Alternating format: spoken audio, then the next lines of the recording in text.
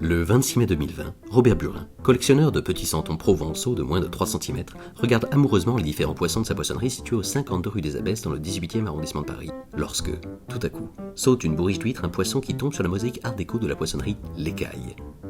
Celui-ci, après quelques millisecondes de réflexion, décide de prendre une décision qui changera sa vie. Il s'enfuit.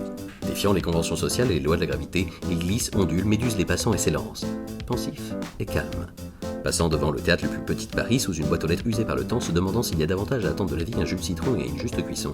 Le tout jusqu'à l'ascenseur du 26 rue des Petites Écuries. Inéluctablement, l'inertie de sa course le condamne à l'ascension vers le 5e étage. Dans un dernier saut arrogant, il se propulse sur le toit, d'où il glisse jusqu'au pied d'une blondinette bien parisienne.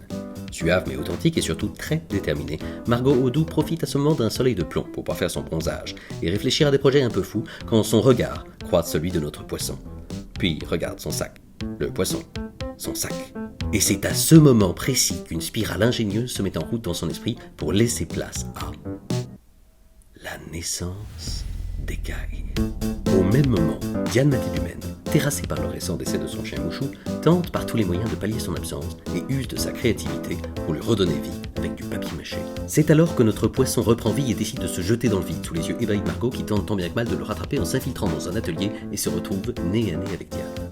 C'est un combo parfait qui s'impose entre l'entrepreneuse et l'artiste qui s'allie pour faire grandir Écaille. Elles partent à l'aventure dans les rues escarpées de Paris à la recherche de matières, de fournisseurs, de designers et de points de vente et trouvent, le long du chemin, le moyen de créer une collection originale et novatrice de 5 modèles de sacs, 2 pochettes, 2 porte-cartes et 1 portefeuille qui bénéficient d'un circuit court éco-responsable et entièrement made in France et qui reflètent leur identité jeune et androgyne.